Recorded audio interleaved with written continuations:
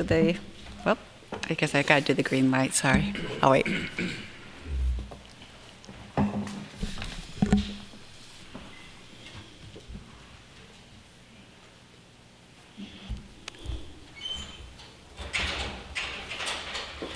Okay, good. Okay, well, welcome to the August 16th Planning Commission meeting. Jackie, can you take roll call? Commissioner Hobbs? Here. Commissioner Lee? Here. Commissioner Strauss? Here. Commissioner Jones? Here. Commissioner Neverov? Here. Commissioner Hamilton? Here. Commissioner Bennett? Here. Commissioner Berube? Here. Thank you, Jackie. Okay, so we've got the agenda tonight. Is there any edits to the agenda, or is there, if not, a motion to approve the agenda? Move to approve the agenda. Thanks. I'll second. Second? Okay, all in favor?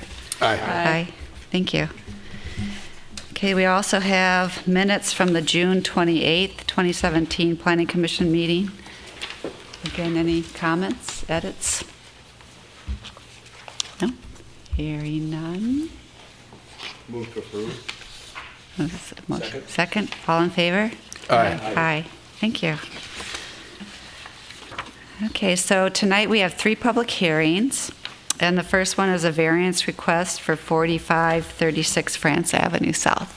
Chris?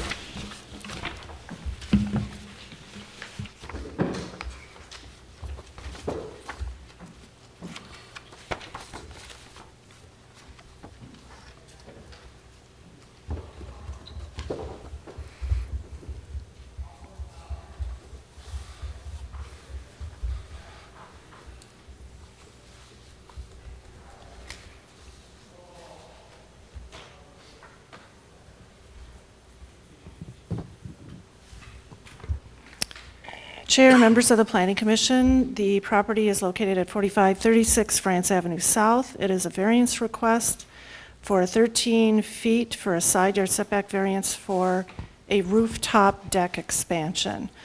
Subject property is located on the west side of France Avenue, as highlighted. You may be familiar with it if you've gone by it in the past. It's a house. It was built as a single-family home. There's a detached garage in the back.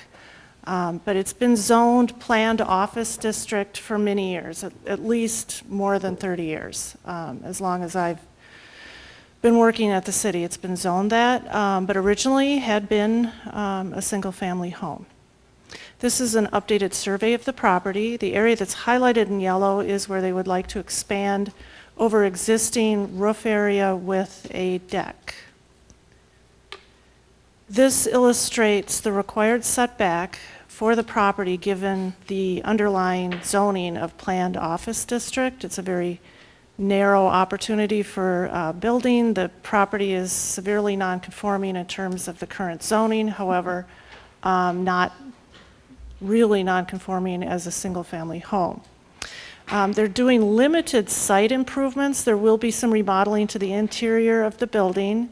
The building was a real estate office for many years. It will now be housing a financial planning business, which is an office use, and it's going from an office use. There are permitted uses, so there isn't any issue in terms of the new use that's being proposed. There will be some interior remodeling. They will be adding to the parking space in the front in order to accommodate accessibility, and then they'll be putting in a ramp up to the front door, and they'll also be delineating parking spaces in the back that currently is pavement. They're not planning on doing anything with the existing detached garage. The exterior of the building will look basically the same with the exception of the rooftop deck expansion, which is shown here, highlighted above. You can see underneath that where the door is here that there is currently a direct walkway with the stair access down from the second floor in order to, it's a fire escape exit. It would remain as such, but they would like to expand above the roof with a deck area. So from the rear view, you see the existing condition with the pitched roof on either side, and then what they're proposing. Some photographs of the existing conditions. there's really minimal changes to the property. Ironically, if this were currently a single-family home, there wouldn't be a variance required for the deck expansion because they would meet the 5-foot side yard setback. Unfortunately, because it is an office zone, they do have considerable setback for the expansion. So will this relieve a practical difficulty that prevents reasonable use of the property? Staff does believe the proposed deck expansion is a reasonable use of the property. The deck will occupy space over the existing building. The unique circumstance is the property originally was zoned single dwelling unit district. The improvement would comply under those zoning. Unfortunately, with the office district, it does require a variance. Will the variance be in harmony with the general purpose and intent of the ordinance? The expanded deck area will be above an existing building footprint. They're not going to be any closer to any property line than they are currently in terms of building area. And will the variance alter the essential character of the neighborhood? No. The proposed deck expansion will be allowed for a single dwelling unit over the existing building area and would not intensify office uses within the building. Staff does support with the request, and with that, I will stop and answer any questions you may have. Thank you, Chris. Are there any questions? No? Okay, thank you. This is beyond the purview of what they're requesting, but that site seems to be paved just about edge to edge. Are there stormwater issues there? I know that's not part of what they're asking for, but I haven't heard of any stormwater issues. They're not changing any of no, that. they're not. So. I understand that. Okay.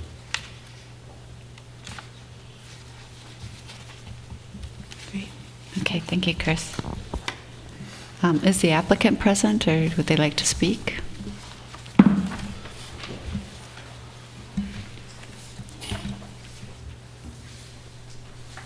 By the commission members and staff, I would echo everything that Chris said. We're just trying to do something good for the homeowner, and we're not expanding beyond or over anything.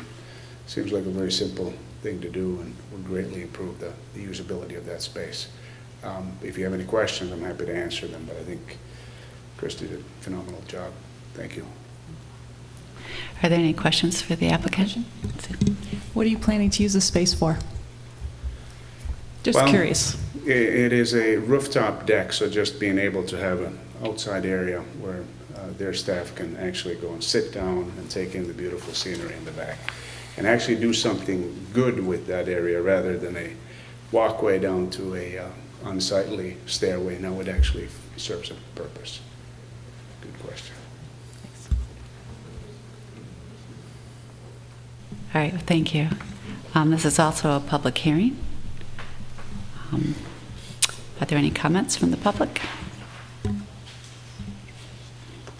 seeing none, is there a motion to close the public hearing? Move to close the public hearing. Thanks. Second? I'll second. Second. All in favor?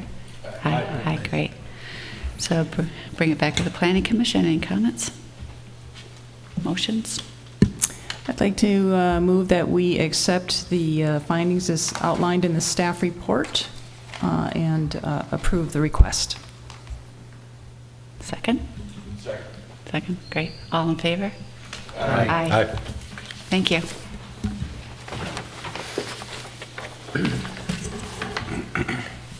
All right, the second public hearing is a zoning ordinance amendment for temporary health care dwellings.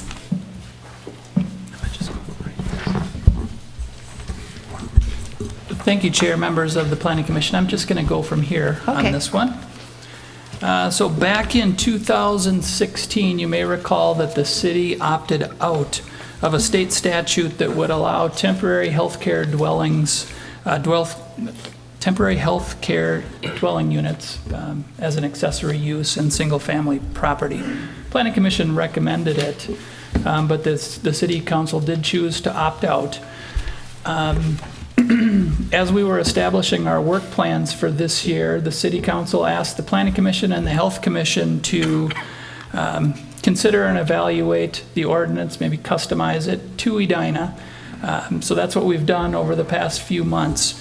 Knowing that the Planning Commission was generally in favor of this, as was the Health Commission, you may recall staff drafted the ordinance that we discussed back in May to allow these types of uses within the city.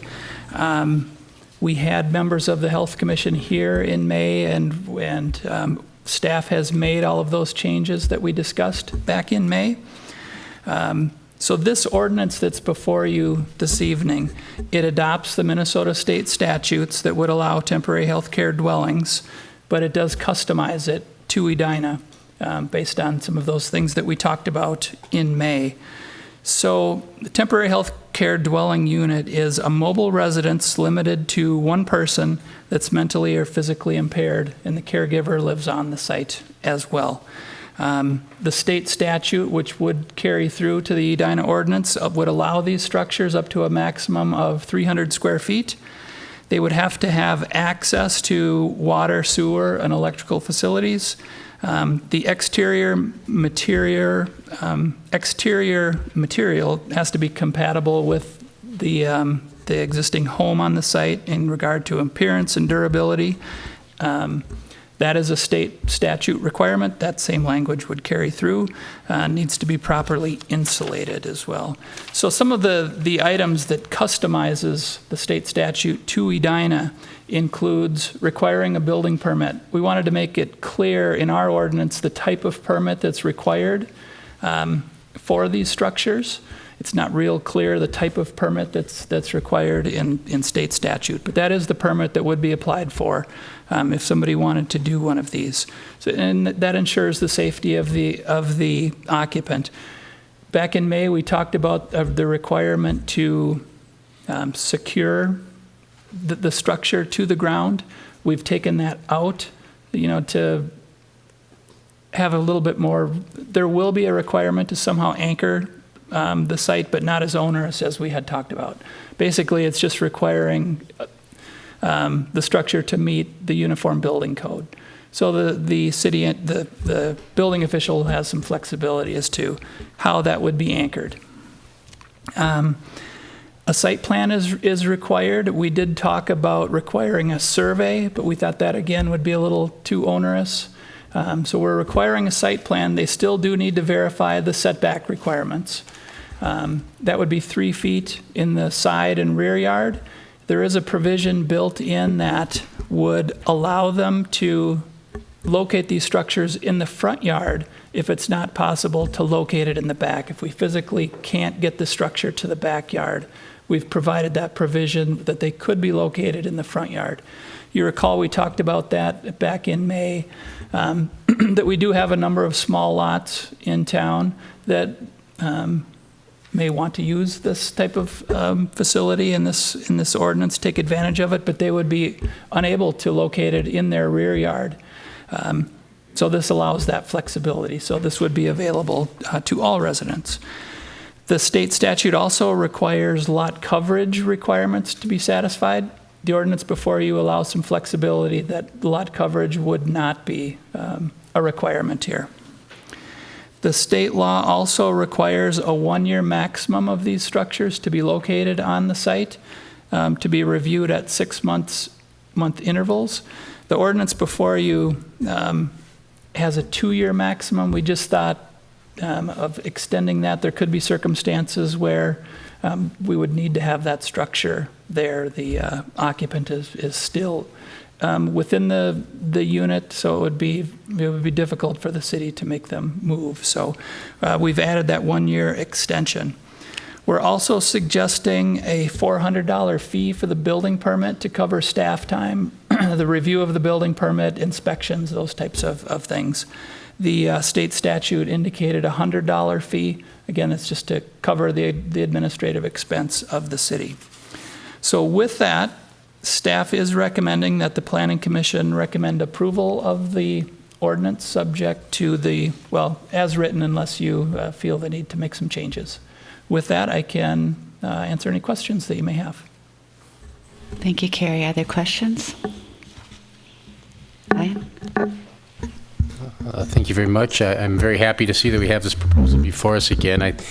Driving here tonight, I was thinking, what is it about this that's so important? I was thinking, this is a middle-class benefit, really, is what it is. I mean, in this country, we talk about all these things that go to the upper class and all these things that go to the, the underprivileged, and we say, oh, the middle class gets squeezed. And I think this is great because this is something that, if you're underprivileged, there are government services for you that if you can't afford to take care of things on your own in these days. And if you're wealthy, this isn't really an issue for you because you can pay $9,000 a month to put your family member someplace. But for people that don't qualify for government assistance and don't have $5,000 to $10,000 a month, something like this can be very important and very helpful to them in a time of crisis. So this is a rare middle-class benefit, which is probably one reason why I think I'm so interested in it. Carrie, in your presentation, you mentioned a couple things that I did not see in the, let me back up. And I'm glad the city's going forward and trying to get something done. I think that that's very far-sighted and welcome. But in your presentation, you mentioned a couple of things that I don't really see in the statute, and I want to ask where they're found. First of all, you mentioned anchoring, and I know we talked about that last time. Where in the proposed statute or ordinance is the anchoring? It is not in there. We talked about having, the ordinance that was before you in May did have a specific provision in regard to anchoring, and we took that out. That was based on your recommendation and the Health Commission, I think, went along with that. The reason I'm asking those, you still said, well, there'd be an anchoring requirement. Well, it's part of whatever is required as part of the Uniform Building Code.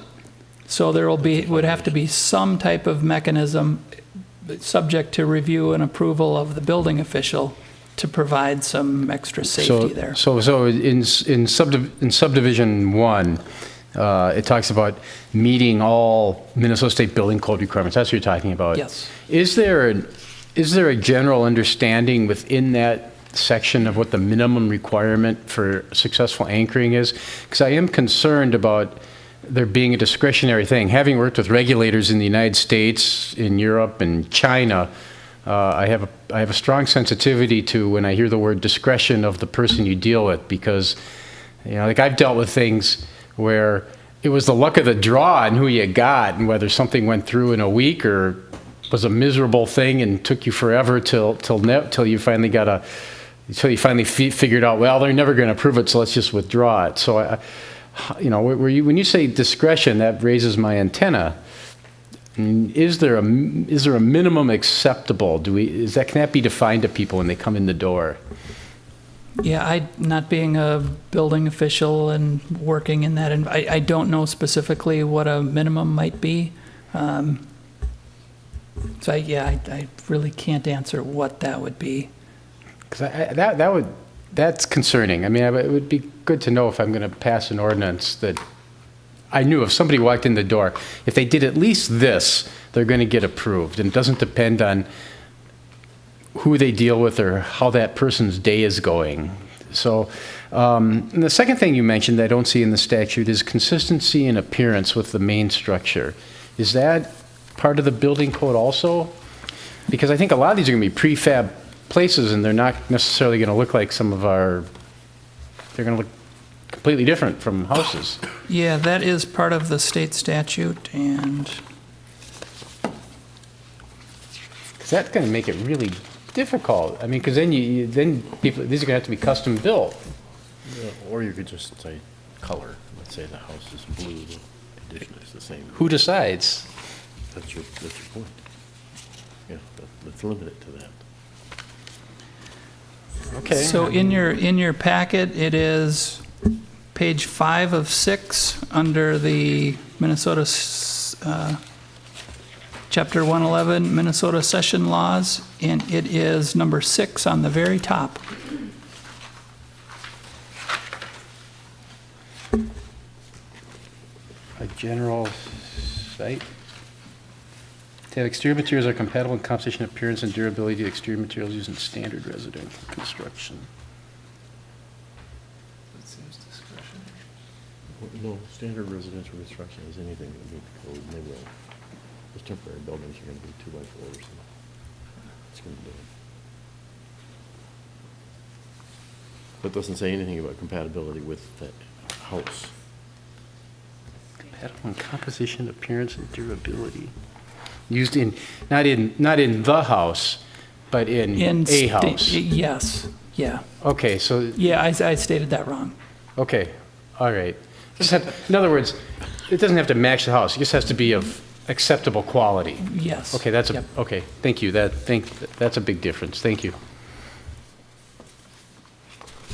Any other? Steve? Yeah, Carrie, how are we defining in Amendment 3A, it says dwelling can physically not be located in the rear yard? Are we saying it just literally won't fit? I know in my neighborhood, I mean, you have to bring in a crane and bring it over the top of the house to get in the backyard. We're not saying that, it's just. No, we're saying that you couldn't bring it in along the side yard. You wouldn't have to bring in a crane and put it over the house. That would be an instance where you could locate it in the front yard. If you physically can't get it in the backyard without going in the neighbor's property. Okay. Thanks. Any other questions? Jimmy, are you reaching for your mic? Yeah,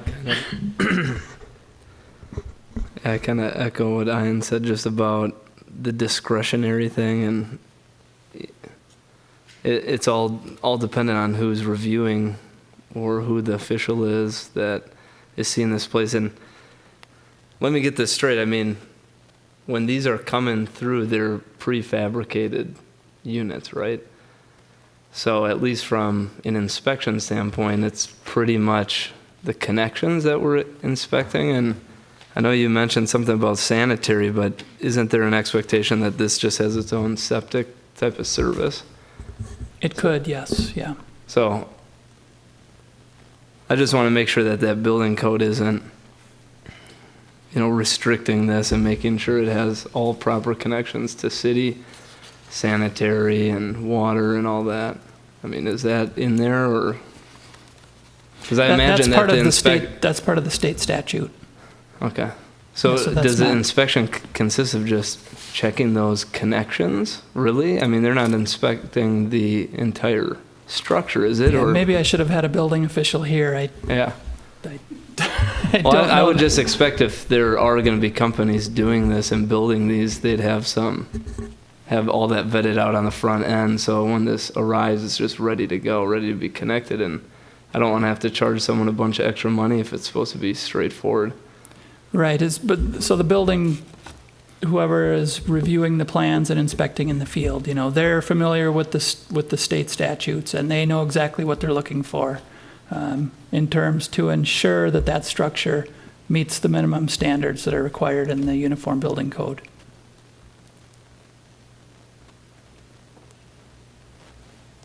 Okay. With regard to the connections, that's a good thing to bring up. I mean, I guess what I had in mind, but maybe what I have in mind is, I should confirm, is like people have RVs and they go connect them at various places. Do you think that those kind of connections, if they had the connection of a quality RV, that would meet the standard? And if you don't know tonight, Carrie, I get it. Like you said, you maybe need a building purpose. Maybe this could be clarified more when you go to the city council if you don't know it tonight. We sure can have those answers Yeah, what- specific for the city council, and it probably would be a good idea to have him present at the city council meeting. Yeah, just, if it meets this, and this, it will get accepted, I think would be a good thing to know.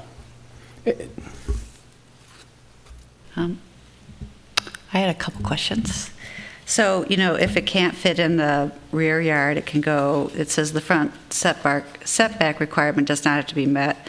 And I know we don't require a public hearing, which I totally agree with. But I know we discussed, is there a way to, entice them to at least let the neighbors know what's going to be happening and something's going to be in the front yard? Or is that, I don't know. I don't know if that's that important, but I guess just to, maybe as they come through, suggest that they do that. Yeah, we could, see how it goes. If we get complaints in that regard, we Yeah. can, or it's something you could add to the ordinance today if you'd like.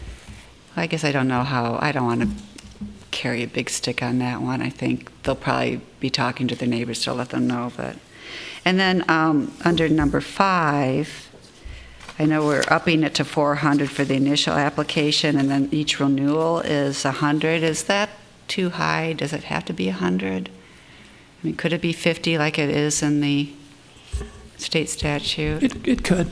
I'm just thinking if it's, I don't know what's included in the renewal, but it just seems like it's a little, but that's just my comment.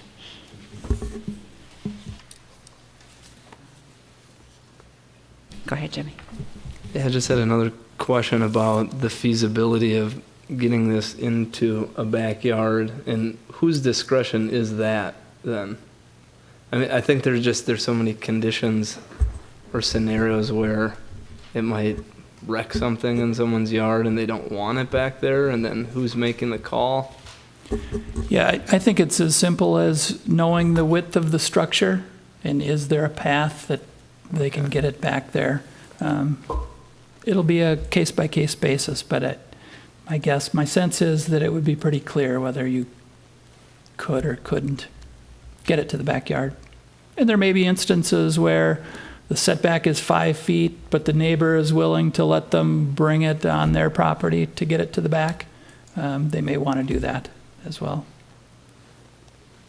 And then are there, I just want to make sure we get this right, because this is an awesome thing, and I don't want there to be any, hiccups or impediments for once it's there and the service that supplies it. So I'm assuming someone's coming and servicing this unit for some of those different facilities and maybe the care within it.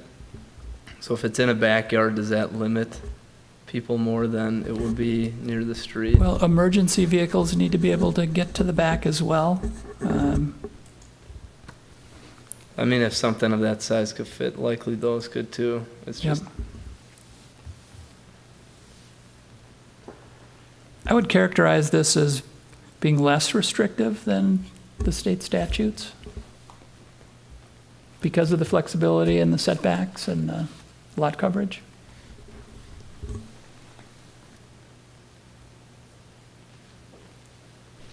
Okay, well, so this is a public hearing. Is there anyone from the public who'd like to comment? Thanks. Yes, my name's Janie Weston, 6136 Brookview Avenue. I have a lot of information that will answer many of your questions in your discussion right now. This I dropped off last year after the state fair with the planning department, and it sounds like you didn't get a chance to look at this. This is a model diagram information about a company in the northwestern suburbs that makes these. I didn't personally look at one of these. One of my husband's health aides did, and I will pass this down so you can at least glimpse at it.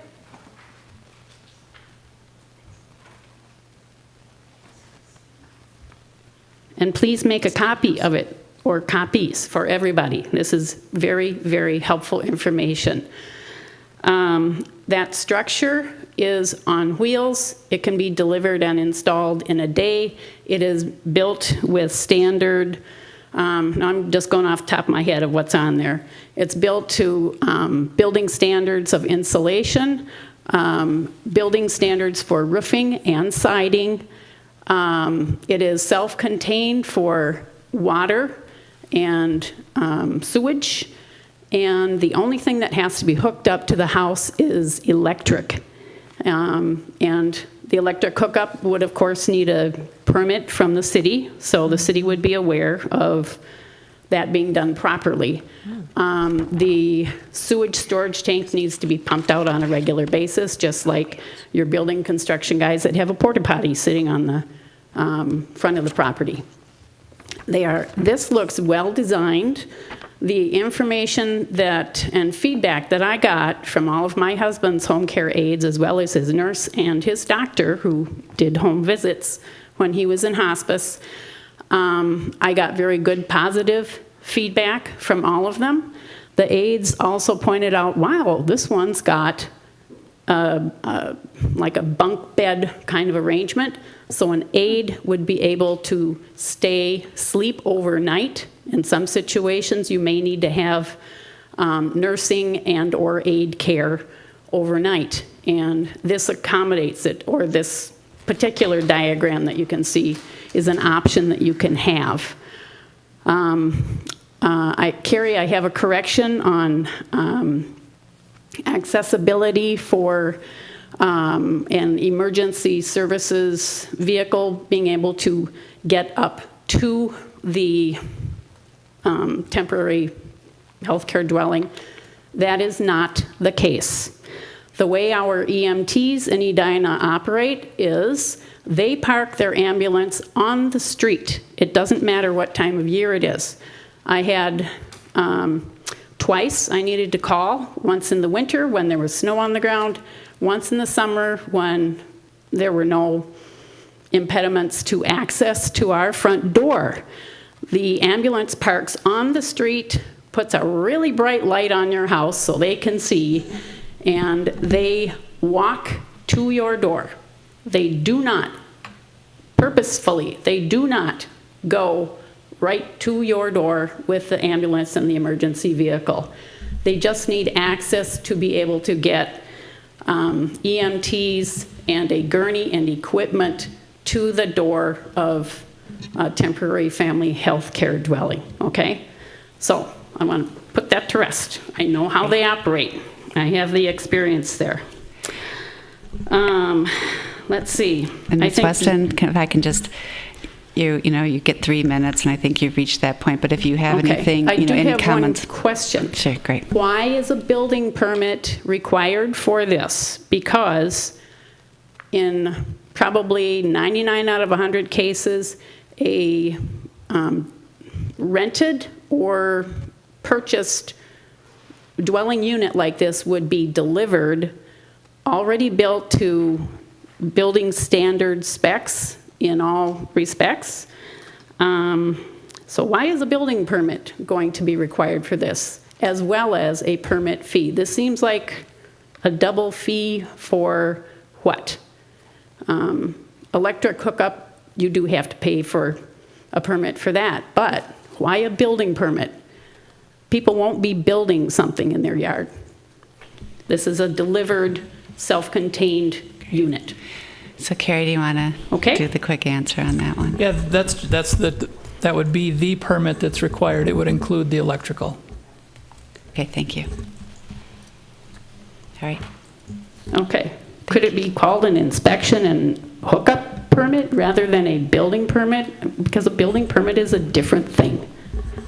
Well, so we would likely customize a special permit for this, but it does come through the building department. That's what they had suggested, that it be entitled, where it's the building, they're reviewing that structure to make sure it does comply. It protects the city in the instance that a structure like that is not proposed, and it might be something completely different. Great, thank you. Okay. All right. Thank you. Thank you. Is there anyone else from the public who'd like to speak? I don't see. Seeing none, is there a motion to close the public hearing? So moved. Is there a second? Second. Second. All in favor? Aye. Great. Any other questions? Jimmy? Comment. Just looking at that that little handout, it looks like most of these, like she said, are on wheels, and I picture this kind of like a fancy ice house. Drives up, you have these different jacks, and it goes down, and it said that that particular model had 6 jacking units to at least accommodate for, I'm assuming, uneven ground and terrain. So, I mean, I hesitate to even talk about anchoring when that's not the intent of this kind of thing. It's just to get it level and livable. And so if it's someone's discretion, I don't see any anchoring features on these, and I don't see the necessity for it either. So I don't know if we can just straight up say that. Isn't it out? It's out. I know, but I mean, you said it was up to the discretion with the building code having some language in it like that. And maybe that anchoring system that they're talking about, maybe that is exactly, that satisfies that. Okay. As long as the structure meets the provisions of the building code, it would be acceptable.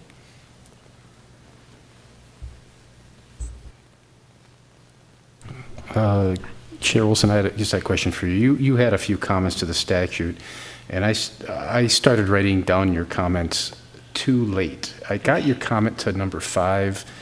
You had a comment to an earlier item also. What was that again? That was if they're going to be, not meeting the front setback requirement, just to make sure that they notify the neighbors, let them know what's Oh, okay. happening and just what the condition is. Okay, thank you. Thank you.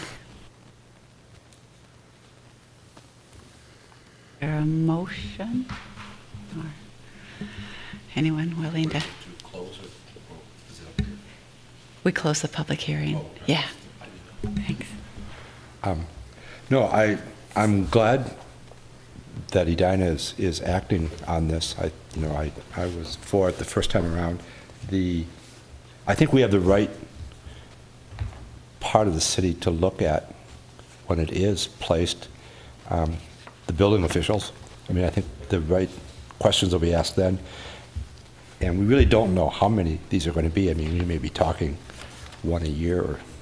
And there is a deadline set on the duration of this. So I think any issues will somehow, and we can correct it. So I don't know, I like it as prepared. Commissioner Nemiroff.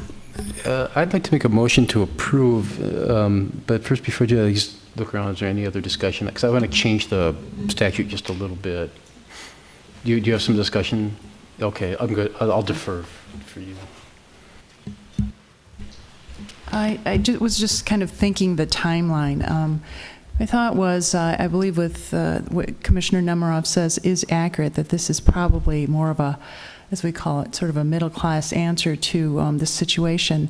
My understanding is these would be almost like hospice. Literally, it's the sort of the termination point of someone receiving care, or it's temporary. Obviously, they're going to hopefully recover. But I think that because of that, if you had a larger lot, most likely you could get it in the back. But so I think most of the cases here, if we're talking about where this is feasible, where someone might request it, if we're saying that for economy and financial reasons they elect to go this route, I think the majority of them are going to be requested to be in the front. So because of that, I'm questioning whether, especially if the lots are tight and the houses are smaller and they're close together, that if it's wise to say that that could possibly be there for up to 2 years. So that was just one thought that occurred to me. Larger homes, larger lots, if someone elected to go this route, most likely could get it in the backyard. So where would it be in the front yard? It'd be a situation where lots were tighter, couldn't get to the back. Now the houses are really row by row or very closely spaced, or the houses are smaller, not as much space between them. To put this in the front yard might be more of a visual impact. So I think what Commissioner Chair Olson said is very important. That would be, it would really be wise to serve notification or have some type of clause in there where we might say that anyone within, 2 houses, 3 houses, because it's impacting the neighbor's view, and we don't know what their view consists of obviously now, but it could be significant if the lots are very tight and small. So I'm just, it goes back to sort of that questioning of whether that was the right thing to stretch it out for 2 years. Thank you. Any other? Commissioner Nemiroff? Oh, sorry. Go. Yeah, I appreciate what you're saying. I guess I'm just be cautious about if we mandate some kind of notice to the neighbors, that it implies some kind of veto power that the neighbors would have, and I don't know that that's what we're saying. So I appreciate that it might be an issue that certainly you'd want to discuss with the neighbors, and from a neighborly way, but to require that gives me concern.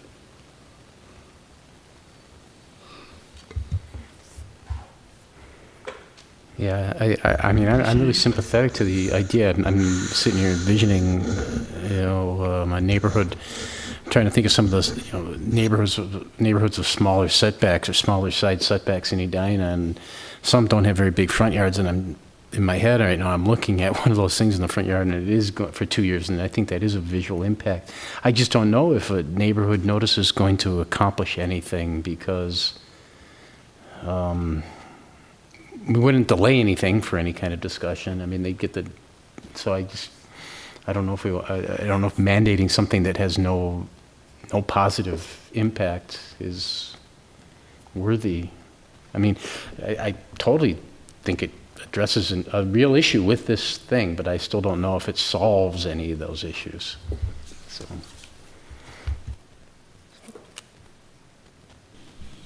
Anyone, any more discussion? Is there a motion? Commissioner Navarro? Yeah, I'd like to make a motion, and that would be to approve as proposed by staff today with one change and a couple of recommendations. The change would be in item 5 to renewal permit fee to be $50 instead of $100. And that the recommendations, the 2 recommendations would be at the time of presentation to the City Council, that staff identify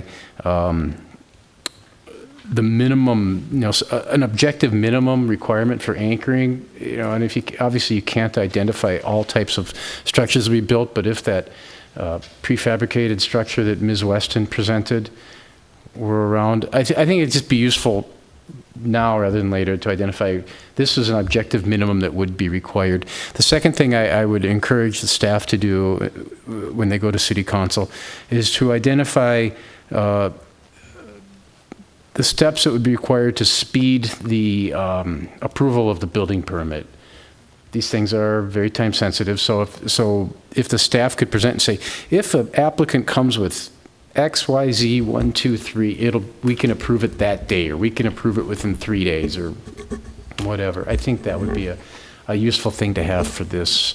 Otherwise, I really appreciate the work that staff and the Health and Commission has done on this, and I'd like to make that proposal for approval, that motion to approve. Thank you. Second? Okay. Any amendments? Edits? All in favor?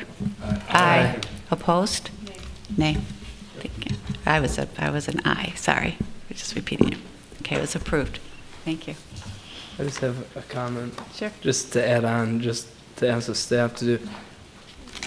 Can you just take a look at what she handed us and make sure does that comply with the Minnesota Building Code? Because if it doesn't, then maybe we need to, if that's what's out there and that's kind of what's going to be out there, make sure that we're not going to have issues all the time. Thank you. I will do that. And I did have a conversation with the building official about the timeliness of how quickly these could be turned around. And he did indicate that it would be a significantly less time frame, almost seeing it like a roofing permit, within 5 days these could be turned around. So don't anticipate a long building permit review time.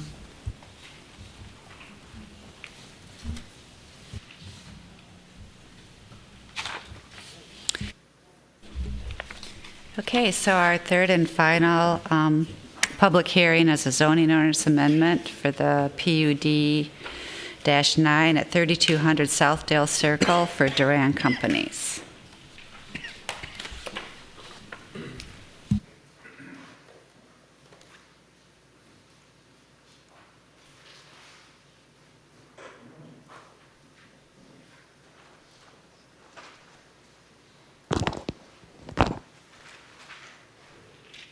Okay, thank you, Chair, members of the Planning Commission. Before you this evening is a zoning ordinance amendment to an existing PUD, the PUD-9 zoning district, which was formerly known as the Gateway Point Project. This is the old Best Buy site just east of Southdale on 66th and York. So what the applicant is proposing here is a couple of changes to the zoning ordinance, and then one minor change to one of the building elevations. The reason for these changes are due to building code requirements that came up during the review and also some watershed district requirements. The first in regard to the watershed district and the height of or the low floor of the building. They requested that the building needed to be raised up 2 feet to address some water table issues. So that brought the building up a couple of feet. The second has to do with accessibility for the first level parking area. So that's the area that's in this tan location here. That's the enclosed parking on the first level. Due to accessibilities, the roof needed to be raised 4 feet to make sure vehicles could get through there. So we've got 6 feet now where the building has to come up. That first floor had a ceiling of 14 feet, and that's raised to 18 feet due to those accessibility issues. So we have to, the minimum, the height requirement was 70 feet in the ordinance, so we're suggesting an increase to 75 feet to accommodate those changes. The second issue has to do with setbacks. So the applicant's not proposing any relocation of the structure at all. It's just due to when they brought the plat to the county required some additional right-of-way. So this was the lot line that was considered when the project went through review. As a result of platting the property, this became the new lot line, so that setback changed. So the ordinance before you reflects that change. So again, it's not a change in the location of the building, it's just a change to accommodate that shift in the lot line. So the exterior change is what you see on the top of the screen is the approved plan. You can notice that there's some windows that were proposed here. Again, this is the parking area behind it. They're suggesting providing some landscaping. So here's what that would look like. So again, you can see the Taco Bell immediately to the south, and their drive-through essentially is right there. So this would be the change where they would add this landscaping rather than those window openings. So those are the changes that are before the commission this evening. So we are suggesting that we amend that zoning ordinance to reflect that height change and the setback change, and that we approve that modification to that one building elevation. With that, I can stand for questions. Okay, thank you, Carrie. Are there any questions for, okay, go. Carrie, can you go back to that last rendering where they had the Taco Bell, please? This one? Yes, I can't see on my screen. The walkway that goes from the back of the building to the front of the building, where does that fall in that rendering? Oh, yes, it is along here. We're not seeing it, Yep, yes, but it is still there. Okay. Good catch. Any other questions for Carrie? Commissioner Nemiroff? Thanks. First of all, that image, are those decorations or plants? Plants. Plants, okay. All right, so there are, just generally, I mean, I'm going off memory, but maybe I'm completely wrong, but these drawings look different than what I remember. I mean, it's been a while since we looked at this. Did the appearance of the building change from what was presented? There was some changes that were approved by the city council, maybe 6 months ago. They did make some modifications, yes.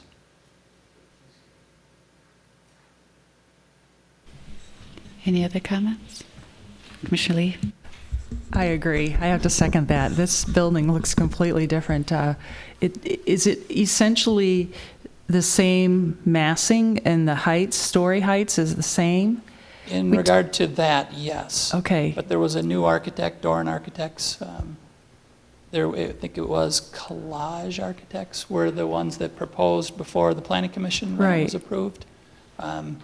Doran companies came in and did make some revisions, and because it was different, we did bring those changes to the City Council and ask them, are these significant enough that we need to bring back to the Planning Commission, go through the process again, essentially?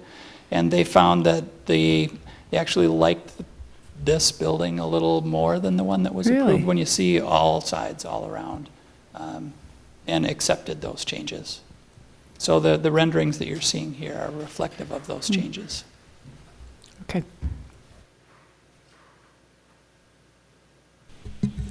Great. So is any other questions for Carrie at the moment? No? Okay, great. Thanks, Carrie. Is the applicant here? Would they like to speak?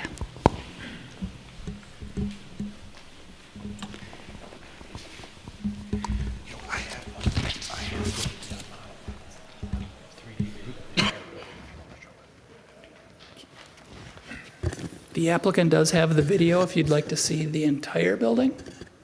Not necessarily in the purview of changes, but if you'd like to see it, we do have it. Good evening, Tony Keekley with Dorn Companies. Mr. Teague, I think, did a really good job explaining kind of the changes, going through the platting process, working on the accessibility issues. The building actually only went up 2 feet. The average grade plane on the one side of the building actually had to go down. And that's the reason for the 4 feet. So we actually pushed the average grade plane down 2 feet, rose the building 2 feet, and that essentially is the 4 feet.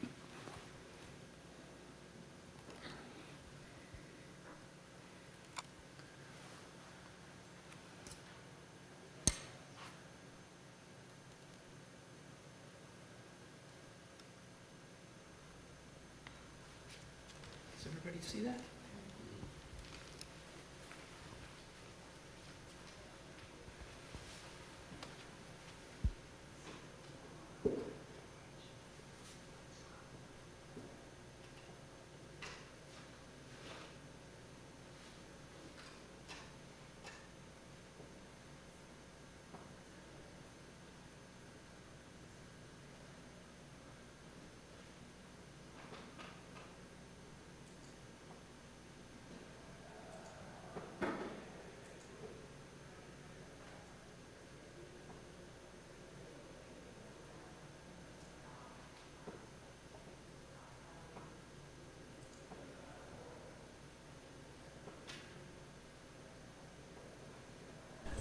You can see the sidewalk there. You see the person walking in between, so it is there.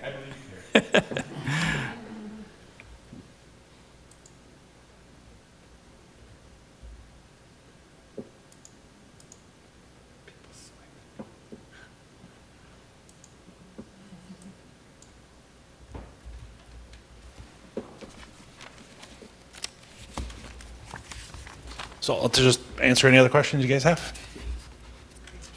Any questions for the applicant? Commissioner Nemiroff? Well, one thing positive, I'm not trying to say there's negatives also, but I do like the elimination of the walk-ups. That was something I never liked. There were the walk-ups on the 66, so thank you for that.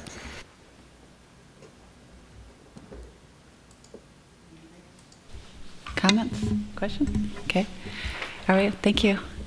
Okay, so this is a public hearing, so if there's anyone from the public who'd like to speak.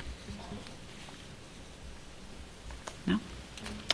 Is there a motion to close the public hearing? Motion to close the public hearing. Thank you. Second. Second. All in favor? Aye.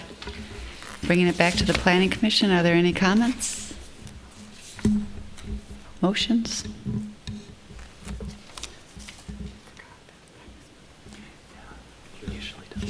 Motion to approve as drafted. I'll second. Second. Okay, all comments? No? All in favor? Aye. Thank you.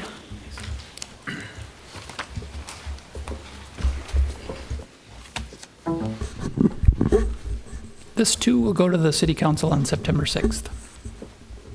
And I don't know, Carrie, if this is the right time, but maybe, might not be the only one thinking it, but if things do significantly change, we would like to see, I'd like to see it again. I don't know if the rest of the Planning Commission,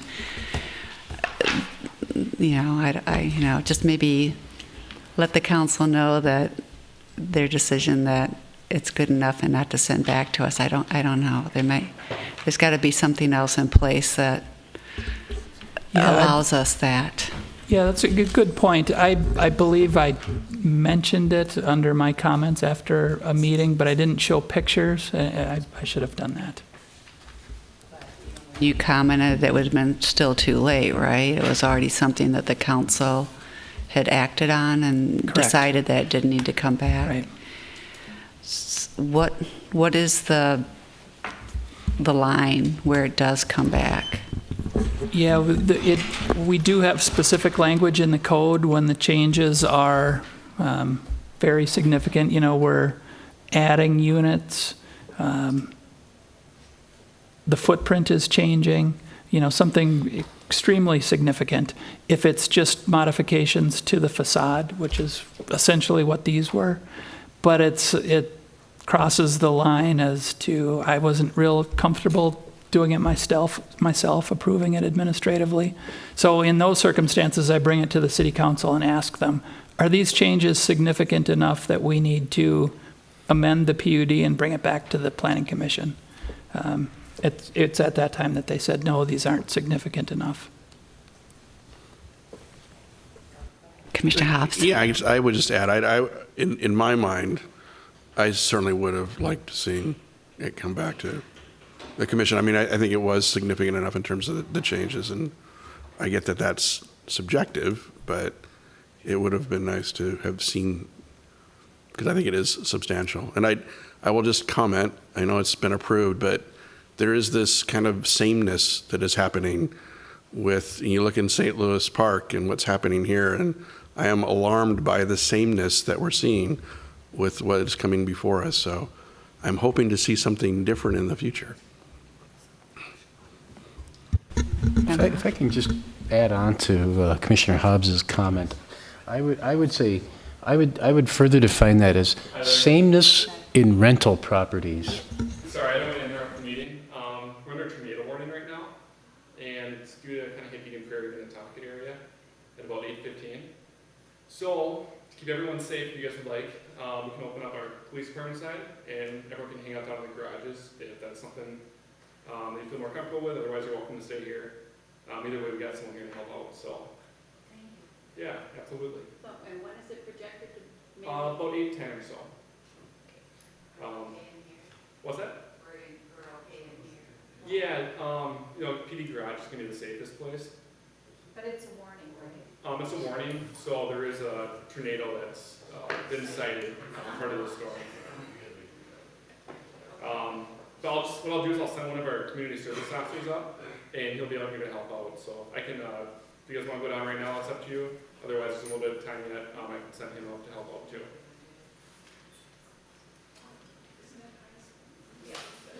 Yeah, the next thing happens is a tornado.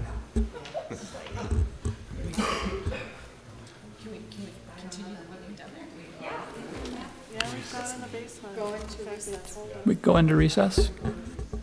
Go. A second? All in favor, let's recess. Can we meet in the shelter? Can we meet in the shelter? Apologize for interrupting. So make sure everyone's okay. All right. Do you guys want to go down to the garage or? Okay. I thought maybe somebody pressed the button. Jesse, can I be right here? But I don't want to see in my room back there. We've had meetings down there before. Yeah, this isn't the first.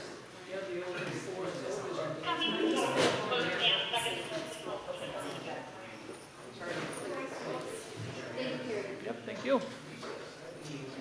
Sorry about that.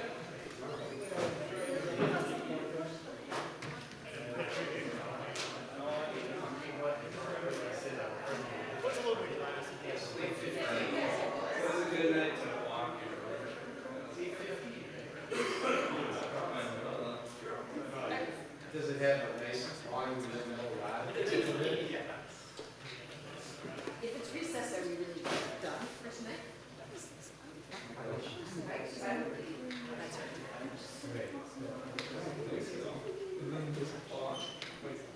Officer, what's your definition of recess?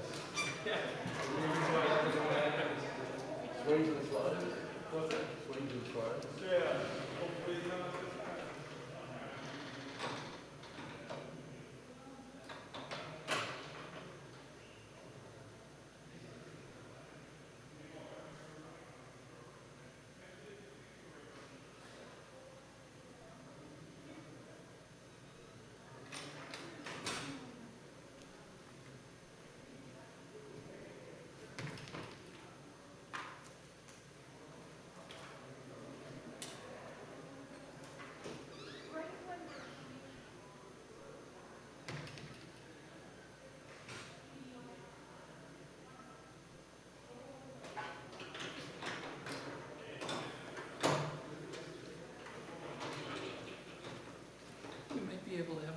discussion, not on TV.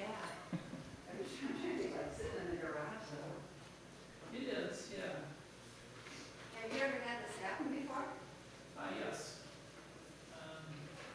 Back in the zoning board days, we would just continue the meeting down there, bring the applicant down, and, you know, because they weren't televised. Oh, that's a So good we just idea. bring everybody down and continue. Oh, are you grabbing everything as if you're not coming back? Well, I thought we were gonna talk down there. Okay, oh, I see, okay. I was gonna come back up. Okay. I have it, was planning for like, when this place gets obliterated, you know, we wanna make sure. Last night, it's all like.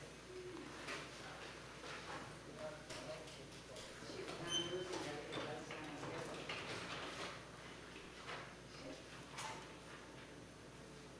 Yeah, well, we have to discuss the 70. And then it'll be done.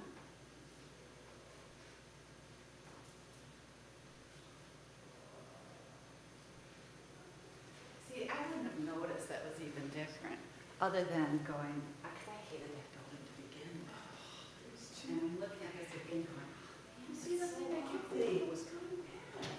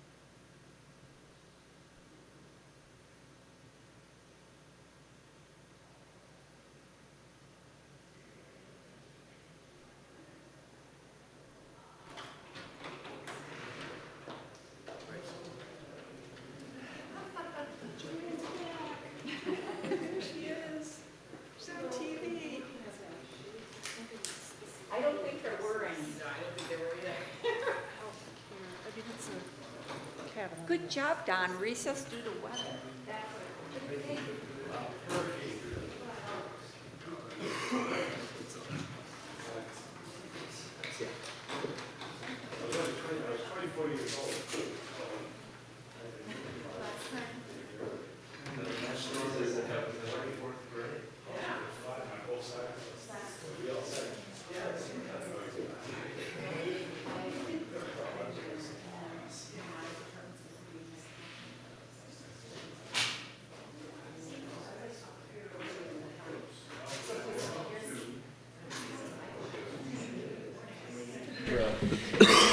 All right, well, that was fun. Okay, so are we? Oh, okay.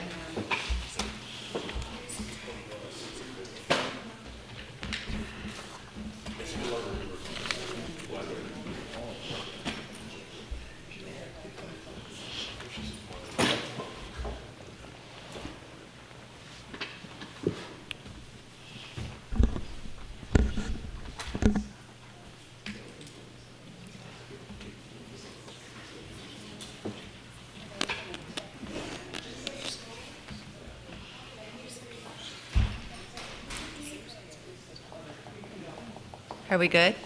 Okay, great. All right, so we're back. So just my final comment, Carrie, you weren't saved by that tornado. I guess I'd like to, maybe just my final comment would be that, we spend a lot of time during site plans and PUDs and all that really talking about the exterior and how it looks. So I think that should be considered enough of a change. So I don't know if I'm a lone wolf. I know, Steve, look over here. If I'm going too far with that, but is that okay? Okay. That it should come back to... Yeah, look at all the time we talk about the exterior and what it looks like, and so, yeah, I'd say yes. I'm good with that. It's a lot of times I'm not comfortable with signing off, and they're mad at me just for even bringing it back to the city council. Yeah. But I'm fine with adding another couple weeks to it. That's okay. We got your back on that. Awesome. You've been given your orders. It's not your choice. Great. Okay. So then now we're going to talk about the 70th and Cahill Small Area Plan Working Group. And is this something that you're going to kind of walk us through, Carrie or Chris, or what are we doing with this one? Well, actually, this is the green print, and then also there's a schedule for when we approve the green print all the way through to the completion of the small area plan. There's a calendar that would run from August 16th today through the end of January 2018. And then the green print was actually reviewed and revised and edited by Jerry Strauss and Susan Lee, who will be leading the small area plan. And this is brought before the full planning commission to approve so that we can go out for advertisement for application, which we hope, according to the scheduling, that at the planning commission meeting of September 27th, that theoretically we would approve the working group members. The schedule you're talking about on this? It was on your Novus agenda.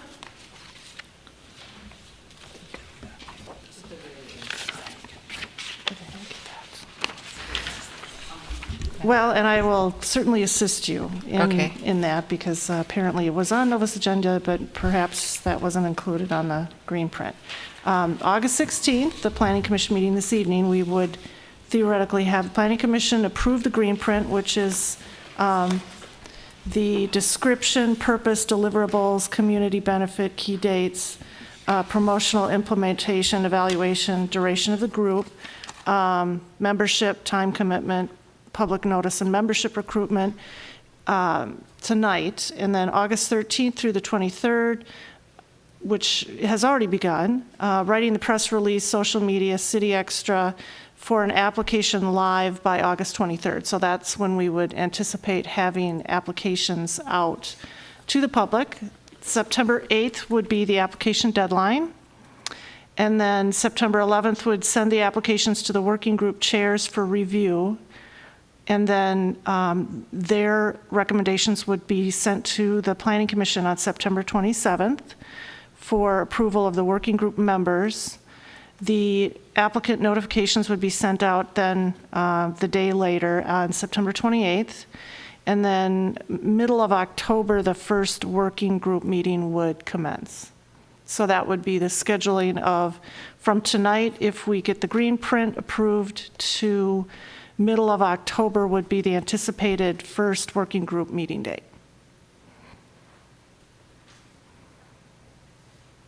Okay, great. I'd like us to have Sue and, and Jerry to comment on this. Okay, yeah.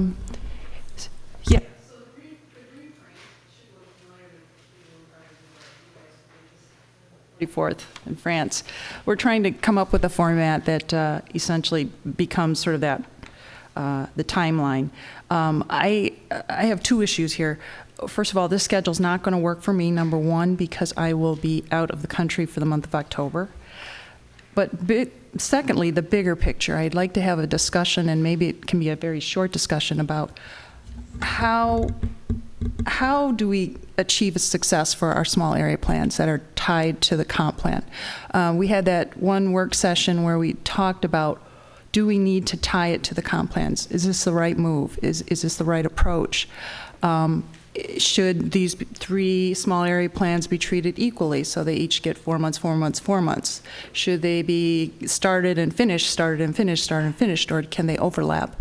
So in some ways, given the fact that the schedule did not work for me, so we're going to have to tweak it anyways for 70th and Cahill, I want to understand and just make sure that we are all in agreement that we want to move forward on 70th Cahill, because obviously this is the turning point. And if we were to make any kind of change, that we do it deliberately and with a lot of thought, that we are trying to have the best outcome for obviously these small area plans that we complete as part of this round. So I was not able to attend the most recent meeting of the 44th in France. However, I think it went quite well. And so if the co-chairs feel that the current schedule is good to go, then I'd say all we need to consider at this point is sort of how we carry it forward and we'll into the 70th and Cahill. That's an easy thing to tweak, because either we do lengthen, I'm asking for the schedule to be pushed out a little bit further. Either we do that, or if we can't, we certainly can get potentially another commissioner to take my place since in my absence. So thoughts? I'm pretty confident that as far as the meetings go and getting feedback and such from the members of the small area plan working group, the timeline is good. What I'm not sure about, though, is writing the conclusion. And I really don't have a sense if that's going to take months or weeks. So, and also whether or not the consultants can overlap when they're writing it and we're editing it, and we're kind of working through that, if they can overlap with 70th and Cahill. And maybe that's something we need to bring to them, because I have no idea what their workloads are or what that entails. I don't know. Yeah, just to expand on, Susan and I, when we met last week, maybe we were just kind of had just a brief panic attack, and then we looked at how we're going to do this. And so we started with the urgency of 70th and Cahill, what necessarily is making it the next one to be started in October and finished in January, and then 50th in France started in December and finished in April. And it probably is because there were 4 to be done, and they were assigned an order, and it was sort of like, let's maybe get out from under that. And certainly one is we aren't necessarily talking about doing one, finishing it, moving on to the second, though it may be how the vendor needs to be available. I mean, they may not be able to work simultaneously over 2 or 3, but maybe they can. And I think there's going to maybe be a little bit of that, of overlap, you know, get one off the ground and get, you know, without the one preceding it necessarily finished. And that's what I think we are doing. We've got it in motion. October, as it's sort of designed as a setup, you know, we may lose a few weeks there, but I'm thinking, you know, we do start moving forward to it. But then there was a larger one, is that as you looked at 70th and Cahill, is it that immediate commercial block, you know, of, you know, one block on the corner, or is it something that is kind of framed by the railroad track on the one side and it extends into the commercial district, industrial park area south of it? Are we just talking about a strip mall, or are we talking about something not down to 76th, but that's the other thing, which would change the scope, I believe. I mean, and I think, honestly, the vendor would say, well, that's not what they, but talking to I think with city planners, maybe if we are going to look at it, maybe it's a little bit bigger than was sort of identified. That would be the other thing, is it a bigger project than maybe we first thought? Certainly the quality of the plan was, you know, determined how often we met. We did, originally it was designed 3 meetings, you know, but, well, we think it's going to be 6, and a lot of it is, I mean, I think maybe your 44th and France is settling down, or I mean, is coming more into focus, and we'll learn a lot from that too. The composition of our group, I think we had talked about bringing in even people from outside of the area, you know, just to get that kind of viewpoint. And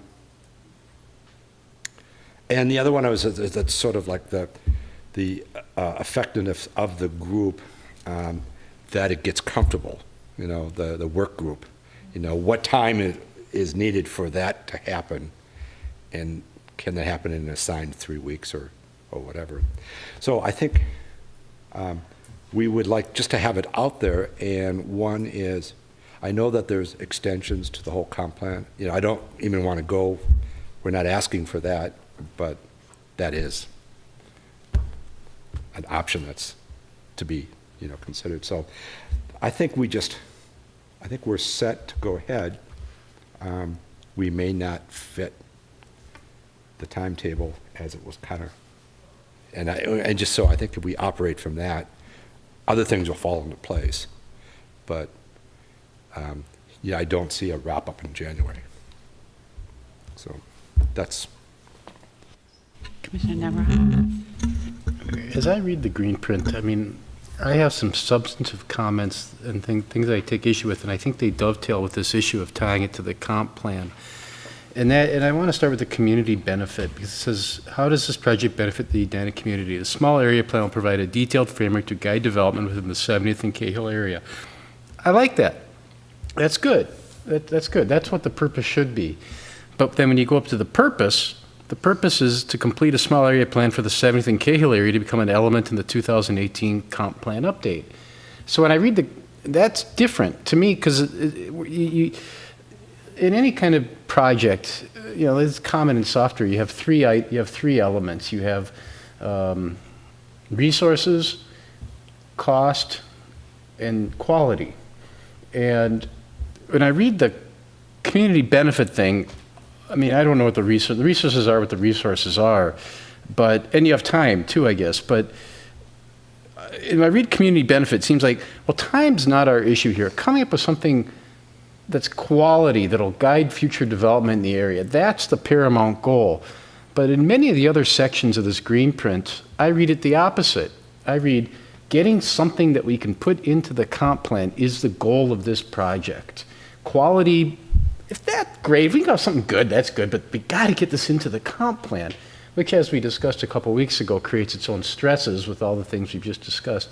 So what I would suggest is recharacterizing the green print along the lines of what it says in community benefit, and then adding something that says, to the extent that this can be useful in the 2018 comp plan update, the output of this small area working plan will be incorporated into the 2018 comp plan update. They kind of take that out of the being the North Star of the project. That would be my recommendation.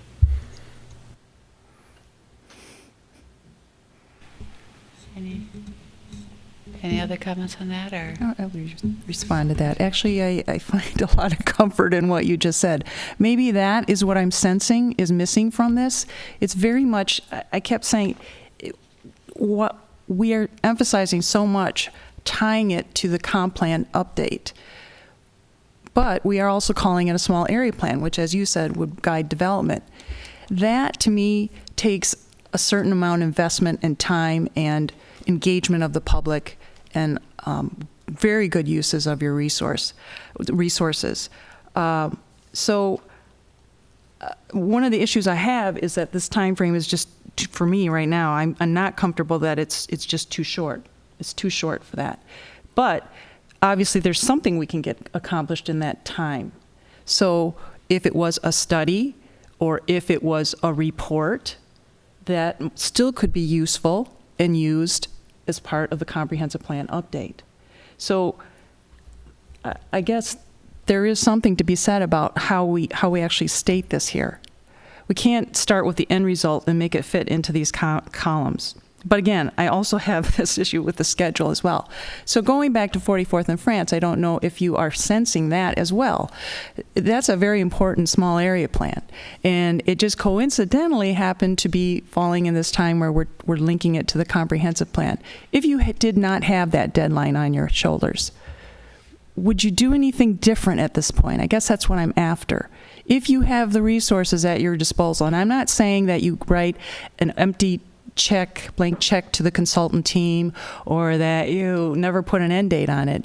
But what is it that you feel that could potentially allow you to do that you're probably not even going to consider, because right now it's just get it done? If I had the money, I'd buy the whole area and build an amusement park. That solves that. Rebuild the train to take everyone to it. No, I think we've talked about the schedule, and so much of it's we're walking into this dark tunnel. There's light at the end of it, but we have no idea how long it's going to take us to get there because we haven't gone through before. And at least from the basic schedule that seemed okay to all of us to approve to the consultants of 3 working group meetings, 3 community meetings. You know, we've had 4 working group meetings already. We've had 2 community meetings, and it's going to take more. I feel like we're past halfway, but we don't know what that final tweaking is going to look like, and we don't know how the consensus of the community and the consultants and the rest of us, how long that takes. I like the fact that we have this tight schedule to at least focus us in a timely manner. So, I mean, I think 44th and France is going to take longer than we expected. This will take longer, and then ultimately 50th and France might happen or be finished after we even submit the comp plan. I don't know if that's a bad thing, but at least we have these targets that are short range that are forcing us to meet every 2 weeks or every month. Otherwise, we could be where we are now after a year, and there could be even more lack of consensus. It's kind of forcing people to, make decisions personally and get us something tangible like we were able to have at the last meeting, which was really helpful. Now we have visuals and people are reacting to them. I think that felt like the halfway mark, or now we're past it. So I don't know yet. I think it's more than what the consultants signed up for. We approved of the 3 and 3, and I don't know what that affects for them or what kind of compensation they might require or whatever, if the time takes longer, but I say we just keep proceeding forward, and I think you guys strive to finish yours quickly, but with quality. I don't think we're compromising any quality in ours right now. So that's good. If we were to be done by the end of August, yes, no quality. But if we have a target of end of September, but it takes until the end of October, I think we're good. But if we didn't have that condensed schedule and we just had this indefinite thing, it would.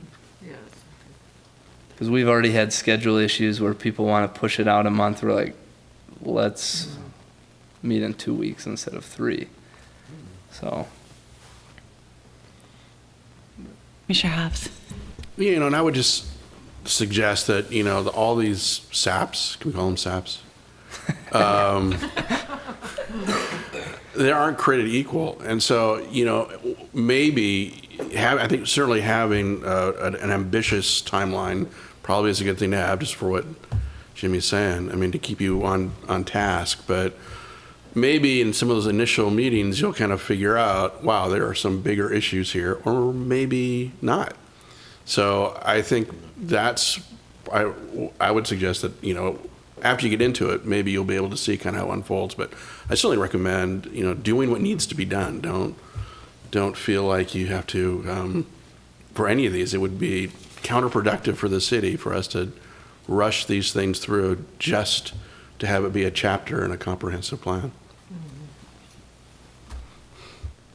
And I agree, and I think that we've discussed this where the quality is what is important, and however long it takes, but that we should get started when we can, and not push any of these off, because, that the 70th and Cahill, how long has that been sitting there for? Since the last comp plan, or years? So, I say go for it. I know that, Carrie and Chris are kind of on top of the contract with the consultant and keeping, tabs with what they're capable of doing and where we're exceeding, and they've been very open when they're like, well, we need more money or need more time. And do you want to maybe address that real quick? Sure. They have not asked for more money, but they've talked about overlapping, and they don't have a problem with that. As you may recall, they suggested doing 2 at a time. So no problem with the overlap.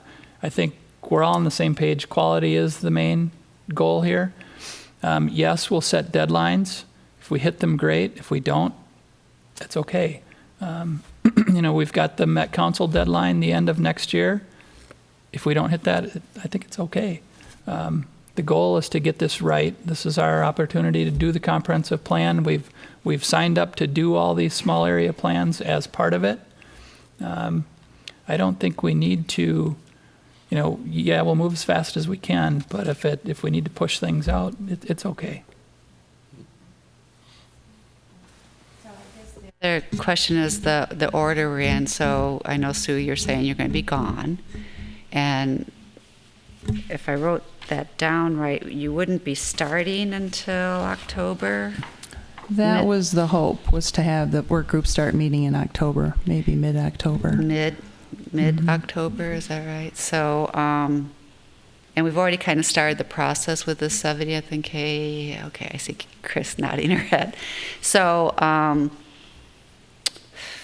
I guess I would ask you if you're comfortable with them starting. You'd probably miss the kickoff meeting, or do we want to just hold it off, or because then we're really getting into the holidays and stuff, or is there? I have a question. Yeah, sure. I thought I heard the 23rd stuff might start going out for applications. Was that of August? Was that accurate? No, that's August. Yeah, August. Application live by the 23rd of August. Okay, and then what's that, like a 2-week window to keep open? Application deadline would be September 8th. Okay, at least to me, I think the quicker you can start after that thing closes, the better. We had like 2 or 3 months, and it was too long. Mm-hmm. So if you could start at the end of September, and then just have your next meeting maybe a month later to accommodate your schedule, I'd just suggest starting earlier with that application, because ours was too long and we had people anxious, and then all of a sudden their schedules changed, and I don't know if that's feasible, but I think what we saw was, if you guys are the leaders, if you could just select your applicants and pose them to us, that would make it go faster too, instead of relying on all of us. I don't know how that fits with the schedule, or if then it's too long to have like a month break after your kickoff, but we did about a month between our kickoff, and it seemed okay. People could then resource, read the Valley View plan, give them more time to kind of just get familiar with the process, but ours was like 2 months, and that was just, it felt way too long. You know, if you recall, the reason there was that 2-month gap is because we had that halt and start, hold off for a bit. So I do have a sense that the consulting team is being compressed a bit on their small area plan work. Yes, they're trying to make it up by overlapping, but I am concerned about the quality, how that psychologically affects the team when they're trying to work on multiple things in a compressed schedule. They have not complained, they won't, they're professionals, I understand, they can weather through that. But in the end, we own this plan, all of us. Whether it's successful or not, we take the brunt of that. So I am looking to make this a successful thing, not just for them, but for us. So if we have this window of time right now to say, let's not start this one right away, or maybe if we were talking about potentially taking one of them off the table, unlinking it from the comprehensive plan, unlinking it, that's all I'm saying, and allowing the consultants to focus on 2 plans, I would almost say that it seems to me, it feels like it should be 44th and France and 50th and France. No one is proposing anything yet, or we've even seen for 70th Cahill. It's not to say that I don't want to do it or we shouldn't do it. We should do it. But prioritizing, if we have a limited amount of resources, would this be the time that we look back and say, we probably could have just knocked off those 2 and done a really fine job? Or we did 3 and we got something out of it, but the deadline kept shifting, and it was supposed to be that, but we needed a few more weeks. And so that's all I'm asking. That's sort of like, now you're at this point in the timeline, team, what do you think? What if we did 50th in France after 44th in France? And if it finishes, we do the Cahill? I was asking, I think this process has started, right? So the application's already out. Oh, that's already. Oh, no, it hasn't started, no. Application isn't out yet. We We're have to just prove working this. on, currently they're working on writing press releases and working up the social media and all of that, but the applications haven't gone out yet. That's what the green print is. I thought I had August 13th through the 23rd, or maybe I wrote down the wrong date. That's when all of the press release, social media, City Extra, they're working on the language for that. Okay, all right, so nothing's, okay. So that's my mistake. And that's not lost, you just change the dates. So. Oh, yeah, no big deal. I just thought something had already been out, so that's what I was thinking. I just would, I'd personally, if we were to switch the order, I know 44th in France and 50th in France are unique and separate, but they're also close and connected by the same immediate neighborhood. And I think it might rub people the wrong way that now we're jumping right into something right there that's already a fiery discussion. I think we get through 44th in France fully before we start on 50th in France. That's just my opinion. And then I would say, let's do that. So you will be done at the end of September or November, October. Then they do 50th in France. And then if there's time at the end, we get going on a study for 70th and Cahill, or potentially we say we would like 70th and Cahill actually to be broadened, and we're going to study this entire area and put that out for RFP. I'm a little confused. Are we fearful that our consultants don't have enough hours in their workday to get this work done? Because I think if you aggregate their fees, don't think for a minute they're not working on 10 other projects when they're doing this. This takes less than a day a week of the time that they've got assigned to it. So it isn't their time that's compressed. They have time. Well, I've heard otherwise, but they should have time. They have time based on their fee. If they have accepted other projects and they have other work, they may not have time. But the only way you're going to know that is to ask them. Because if you delay the project for 2 days, 2 weeks, 2 months, 2 years, it may or may not. You may go right in to a hot spot for them on another project. It doesn't mean that you have found the sweet spot by delaying it. The only way you're going to know their schedule is to ask them their schedule and assume that they're going to tell you the truth, because not only do you want a good project, they want a good project. So I like that. So how about if we do that? Let us, can we do that and get clarification from the consultant? See what they recommend, if there was an option to do that? Their recommendation was to get started on 70th. They want us to do it. But specifically, the question was, if there is the option to concentrate on 2 small area plans and potentially not do the third, would that be something that would help them? I would see that as a change in our scope, and we would have to have them rescope it and get that approved by the city council. If we're going to take 70th and Cahill out of this process, then we need to change their contract and get approval by the city council. And then they're going to renegotiate their fees. They would.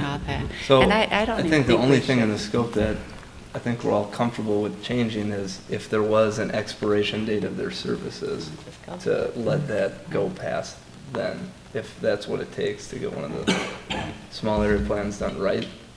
Not any cost, but if it takes us to finish 50th and Friends longer than getting it into the comp plan, but they're still working on it under this contract. Yeah. Yep. That's good, right? Or do they have to be done by, I thought we talked that it's okay. It is okay, yes. So we have a goal end date, but if we don't hit that, we're still needing more time. We just extend beyond those dates. Do you have any? And Yeah, they no, don't get paid more. They just, No. they get paid for the project. They get paid for the project, Yeah. right. If there's So- something that we ask of them, more meetings to do something that's not part of their contract, then we have another discussion. But yeah, they are being paid based on our scope. If it just takes longer, it takes longer.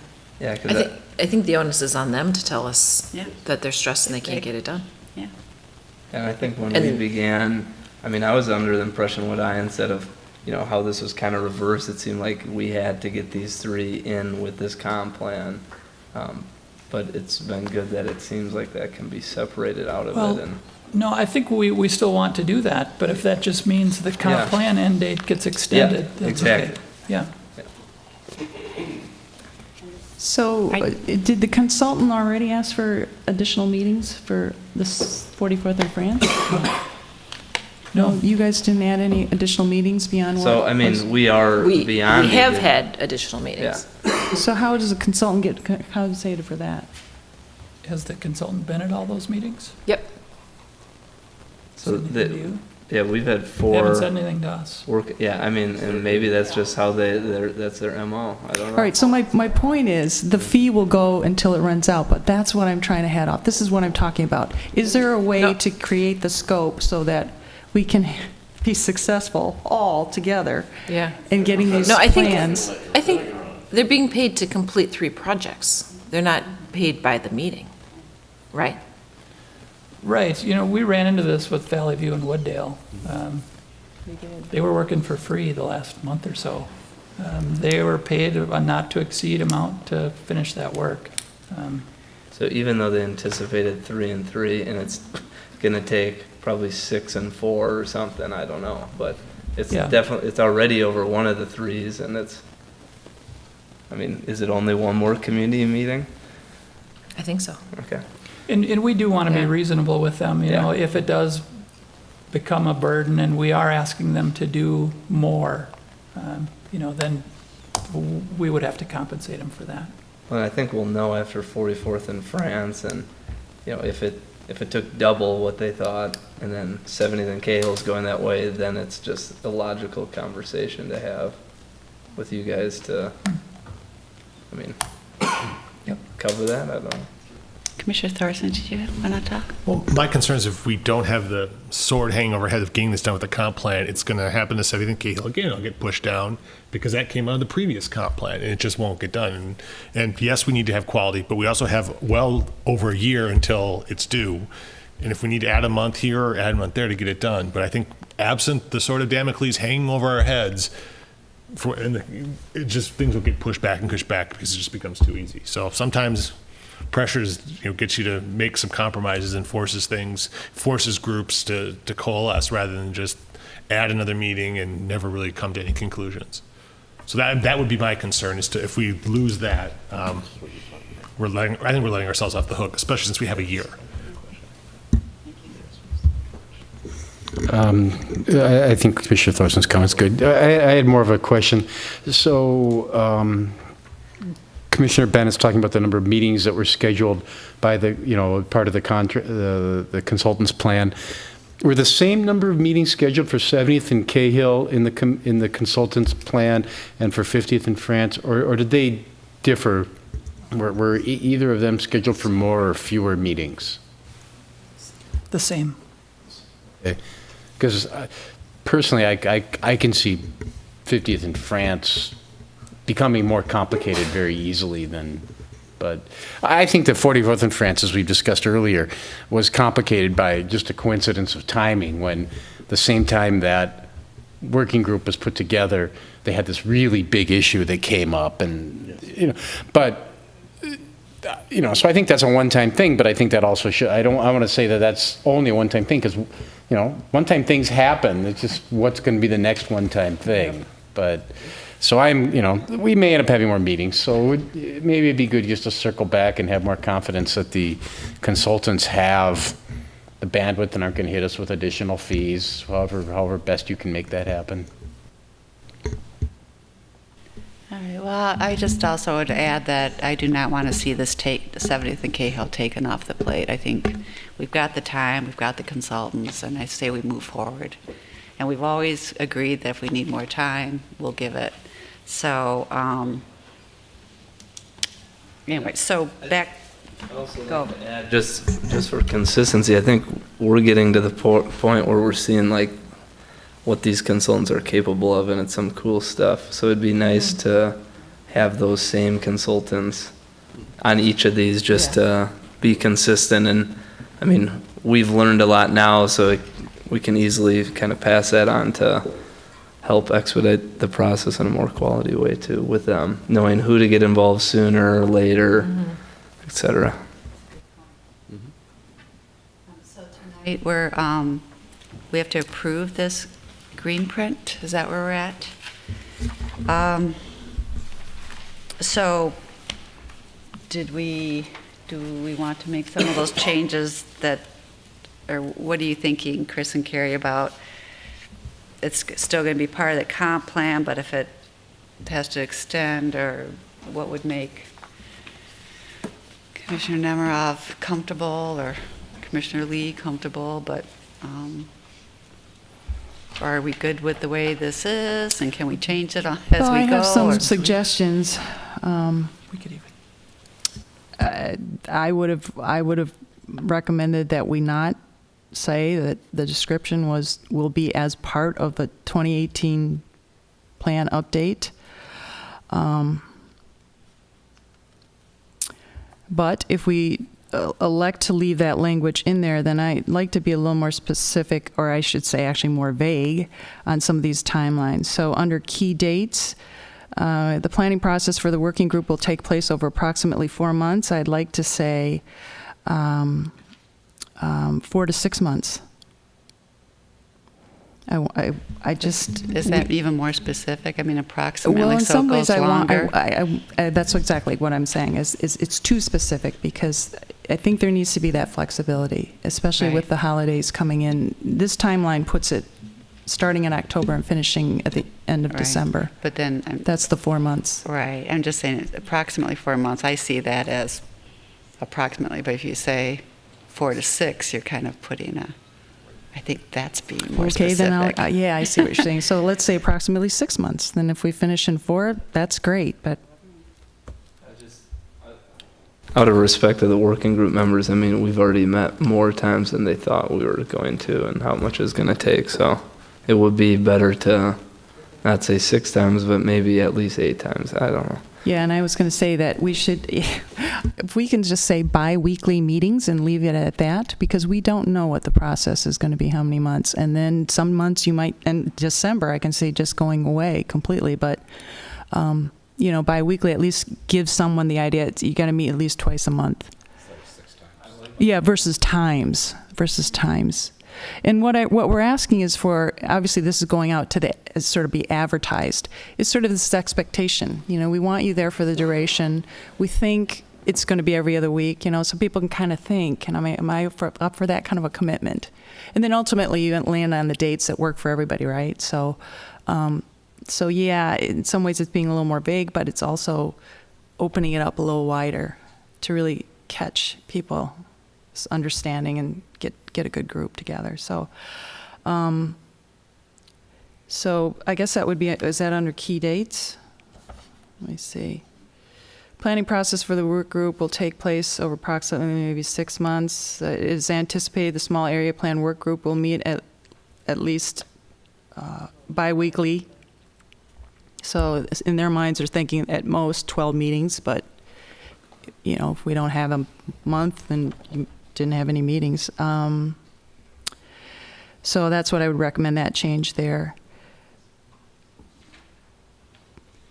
Did you want to change the workshops, the number of workshops?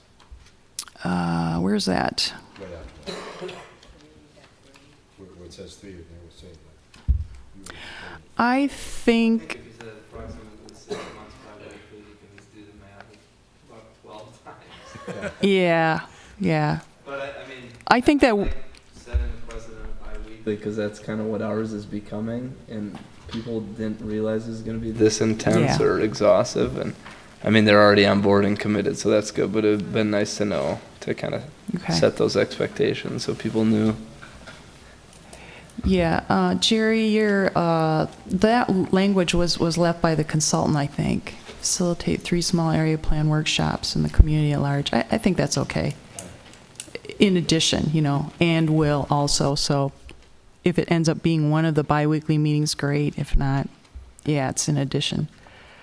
Good point. And then at the very end, the duration of the group, typically 6 months to 2 years. Well, that's duration, approximately 4 months. Again, I'd say 6 months, widen it out. And just on that point, are really thinking it's going to be maybe up to 2 years? I mean, I know Southdale, we're kind of the poster kids for a long period of time, but I might be off-putting to some folks. Do we really mean that? Yeah. So we can just say approximately 6 months. Approximately 6 months. Okay.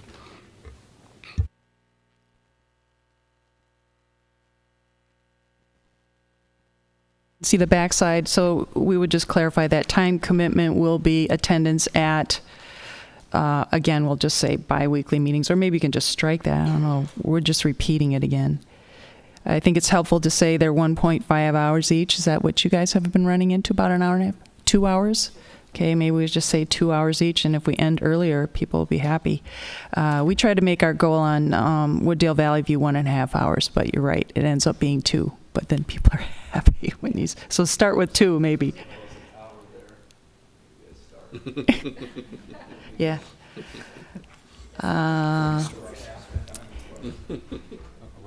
And I think we can strike that approximately 4 to 8 hours over the study period for additional outreach. I don't know.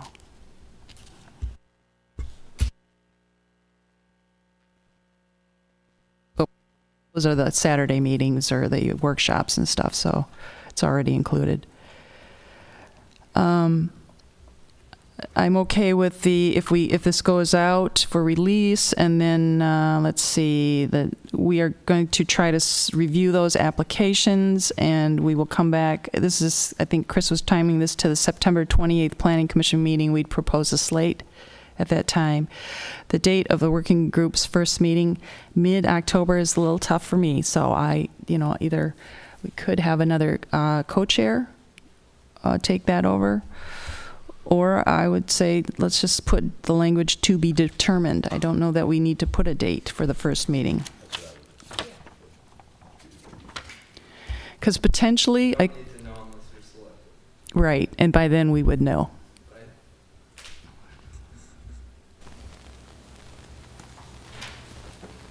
One nit. Date for working group member selection says it'll be September 28th at the Planning Commission meeting. September 28th is a Thursday, and September 27th is a Wednesday. Are we meeting? It was the 27th of the Oh, mine says the 28th. Okay. Sort of. I thought it was the 27th. All right. Well, just whatever the final is, just make sure we say, The right day. Yeah. So, would it be too prompt if the applications are closed beginning of September for us to just tack on the approval of that at the first September Planning Commission meeting? Instead of waiting until the end of September? I mean, we're not putting things down in stone, are we? Does that work, timeline-wise, Chris? We want to give them enough time to respond back. We want to post that, so I thought they said it was like the 3rd. 2 weeks. That would give you about 6 days to go through the applications and make a decision. That'd be enough, a week. Because then you could have your first meeting before you leave or something. Yeah. Right. Just so you can be there. Yeah. Yeah. 13th. That would work. And we've agreed that the co-chairs are just going to select, not do like what we did before, where we all split it up. Yeah, I think so. I mean, Yeah. you guys got a lot of applicants, so I understand why you went that direction, but But you might too. 'cause That wasn't It wasn't our choice, really, I don't think. I think it was just, that's what we're doing. So, It is smarter do to it. have fewer people narrow it down, and then we just approve it. because then you can better qualify your breadth Yeah, of backgrounds. You can kind of calibrate better when you see them all. I don't think there's going to be enough time between the application deadline of September 8th and then the Planning Commission meeting on the 13th. That means the application deadline's on a Friday, so sometimes they come in later. Then you have the weekend. The packets go out on that Friday, so. Chris, how long are we giving them to respond? The application goes live on the 23rd of August, and the application deadline would be September 8th, and that's standard. I guess the timing of those things are standard. It's just, you wouldn't have an opportunity to review and then get your suggested applicants in the packet. I mean, but we don't really need to see them, right? Because we're entrusting that decision to them. I mean, But it's the ones that they narrow down. For They get in front approval, of though. us. It's the 8 or so that we approve. gotcha. You know, I'd still may be able to do if it was early, the first week of October, that's still a possibility too, to have a meeting. I think I'll still be here. It's just this mid-October is taking me out of the picture. I'm gone after, I can't remember, first 5 or 6 days into October. So that may still work, Chris. The end of September one. Yeah. First, and then, like you suggested, schedule it immediately that following week.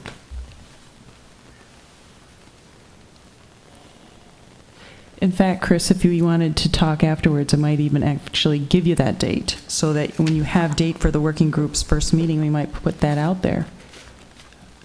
And then people will really know if they want to apply. Might want to just confirm with like the consultants that you'd want to have present at the first one. Yeah. Jerry, does that work for you? Okay, so what it means is that we wouldn't meet, or if we do, maybe I would ask Todd, Commissioner Thorson, to fill in for that meeting or two, or anything in my absence? Okay.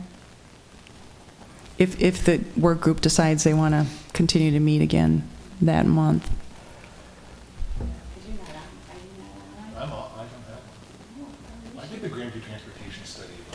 Okay. That's my excuse. Oh, that was, well, you almost snuck through, but, All right, so we've got some of those changes. Did you, Chris and Carrie, did you get those? And so we have to make a motion on this then, or to approve this? Or do, Approve the green print as amended. okay, a second. Second. All in favor? Aye.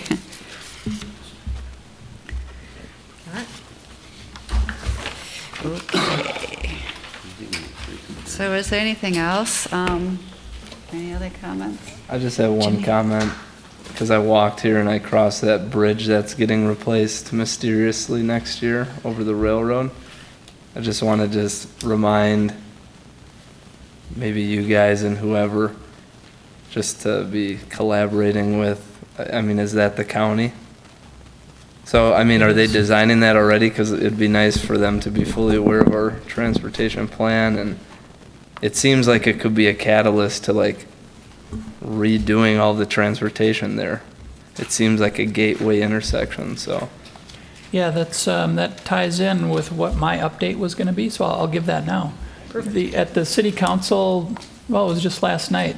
The townhome project behind the sound wall over here was approved on a final. There was 0 changes from the preliminary, so we're all good there. But because they were platting it, we did have some conversation with the county in regard to potentially taking some additional right-of-way to accommodate some of those very things. So they are beginning to design that. They don't have a specific design yet, but we have shared with them the transportation study. So it is something that they're looking at now as they begin to design that bridge. Because I don't know if, you know, if in collaboration with that, they just take on that intersection too. It's right there. And then the city does it too, and let's kill 2 birds with 1 stone. I'm just encouraging it because it just makes sense. It's right there. If you need to widen the bridge even more to accommodate a better intersection. I don't know if, you know, a roundabout or something like that fits there or whatever it looks like, but it makes sense. We don't want to build a bridge and now we're stuck. Just wanted to say it.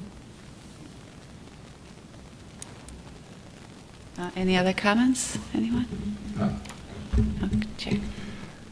Carrie, could you extend certainly my thanks and others that attended that kind of infrastructure, public works tour last, and I was pretty much a public works in the director's guidance, but it was really quite informative having the council members and other members of the community talk about, you know, on site, all those different facilities. It was a quite informative little tour. I will pass that along. Yeah, I've thank heard you. some other good comments on that too.